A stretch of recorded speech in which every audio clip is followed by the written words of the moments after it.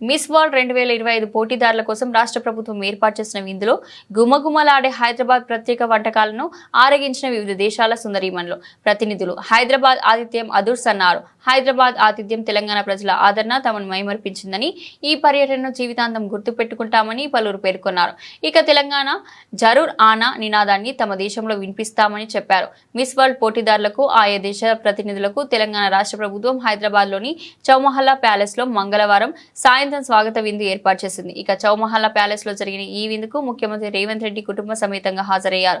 అలాగే మంత్రులు ఉత్తమ్ కుమార్ రెడ్డి, శ్రీధర్ బాబు, జూపల్లి కృష్ణారావు, పొన్నం ప్రభాకర్ కూడా విందులో పాల్గొన్నారు. వీరితో పాటు ప్రముఖ సినీ నటుడు అక్కినేని నాగార్జున, సినీ నిర్మాతలు Allu Arvind, Suresh Babu, miss world Christina ఫ్రైజుకోవా, వివిధ దేశాల రాయబారులు పాల్గొన్నారు. హైదరాబాద్ లో హిందూ ముస్లిం సామరస్యత తనకు బాగా నచ్చిందని సమీబియా ప్రతినిధి పేర్కొన్నారు. ఇక మిస్ వరల్డ్ పోటీకి ఆతిథ్యం ఇవ్వడం వల్ల హైదరాబాద్ ప్రపంచ పటంలో నిలుస్తుందని నాగార్జున అన్నారు.